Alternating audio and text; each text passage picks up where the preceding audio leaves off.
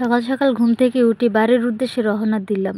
তো আসসালামু আলাইকুম বরিশালের জনগণ, ব্যাপারকে কেমন আছেন? মুই কিন্তু একসের ভালো আছি। মোর বরিশালের বাইরে ভাই বোনের আপনার ব্যাপারকে কেমন আছেন অবশ্যই কমেন্ট বক্সে জানাই যাবেন।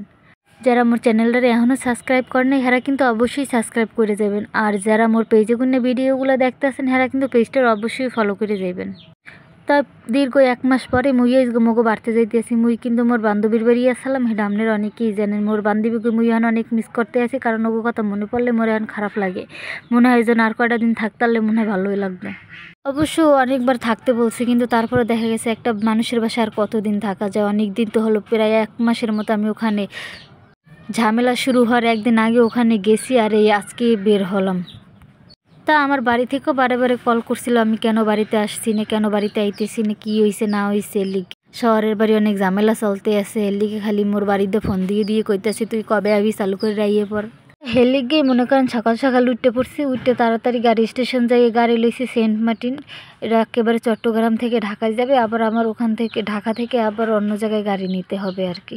এখানে খাওয়ার টাইম দিছিল, লাঞ্চের টাইম। আমি আবার বইসা আমি ভাত মাংস কিছুই খাইনি, কারণ আমি জার্নি পথে কিছু খাইতেই পারি না।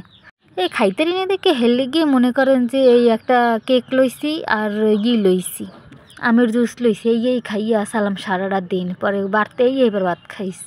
তো এর মধ্যে একটা কথা, দেশের যে অবস্থা এর মধ্যে বাইরে নামা যে কতটা রিস্ক। এই যে মুই বাইরে নামছি না, গাড়িতে তো আসালাম, কিন্তু হের মধ্যে যে কত ভয় লাগছে হ্যাঁ তো আমি নিজেই ভালো মতো জানি, আর কেউ জানে না। আর হের মধ্যে হয়েছে কি, গাড়িতে উঠছি অর্ধা রাস্তায়, সেই পর গাড়িটা গেছে নষ্ট হয়ে, একালা আগুন জ্বলে গেছে। এমন একটা অবস্থা মনে হয় যেন একটু পরে মনে করেন যে আর একটু বেশি আগুন হইলে মনে করেন গাড়িটা আগুন ধরে যাইতে, এমন একটা বাজে অবস্থার মধ্যে পড়ে গেছিলাম মোরা।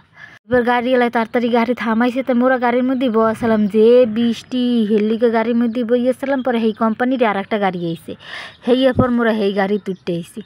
তাই এখন যে দেশের পরিস্থিতি হইতে আছে, মুই চাইতেছি যে সরকারি আহুক, দেশের পরিস্থিতিগুলো যেন ঠান্ডা হয়, স্থিতিশীল হয়, যেন সবাই স্বাধীনভাবে চললে ফিরে এখন কাজবাজ করতে পারে। কারণ দীর্ঘ 1 মাস কিন্তু মানুষের যে কতটা লস হয়েছে, দেশেরও কিন্তু অনেক ক্ষতি হয়েছে, তারপর অনেকের মালজানের ক্ষতি হয়েছে। এত ক্ষতি কিসের জন্য? এখন নিজেরাই চুপ করে থাইকে দেশের শান্তি বজায় রাখি। আমরা যদি আমরা নিজেদের মধ্যেই যুদ্ধ করি, তাহলে অন্য দেশের মানুষ তো নক ঠাইবে। যেমন মগো সব দেশে নক ঠাই না মানুষ আছে কিছু কিছু, হেমন তো অন্যান্য দেশের মানুষের মগো ঝামেলা দেখে মগো লাগি মনে করেন হেরা হাসবে, নকটা হাইবে।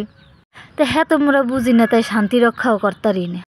মোর কথা হইছে, যখন প্রথম কোঠা আন্দোলন করছে, এই সময় যদি এই দাবিটা মান্য নিতে, হেলে কি এত কিছু হইতে, এত ঝামেলা হইতে, এত পতন হইতে, এত কিছু হইতে কিছুই হইতে না। তাই মুই আবার মনে করেন ঢাকা আইসি, ঢাকায় দিয়ে হেইয়ের পর গাড়িতে অন্য গাড়ি তুলছি বরিশালের। মুই হেই পর বরিশালের গাড়ি তুলতে আই পড়ছি। এই ব্রিজের ঈদে একটু ভিডিও টিডিও করে রাখলাম, কই দেখি ভিডিও টিডিও করা যায়নি। রাত্র তো হেলিকে বেশি ভিডিও করতেই পারিনি।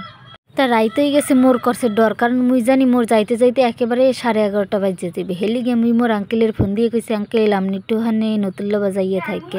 মোর আঙ্কেল এই গাড়ি স্টেশন বইয়ে রয়েছে, আর মুই মনে করেন এগুলি বইয়ে ভিডিও টিডিও করতেছে। দেখি ভিডিও করা যায়নি, গাড়ি এত স্পিডে, সাকুরা গাড়ি আসলে আগে নাম শুনছি, এইবারকার গাড়িতে উঠছি, এমন স্পিডে চলে। তো আজকের ভিডিওটা বেশি বাড়াম না, আজকের ভিডিওটা এই পর্যন্তই শেষ করলাম। সবাই ভালো থাকবেন, সুস্থ থাকবেন, আর মোর লাগিয়ে দোয়া করবেন। আর খারান চ্যানেলটা অবশ্যই সাবস্ক্রাইব করে দেবেন। আসসালামু আলাইকুম।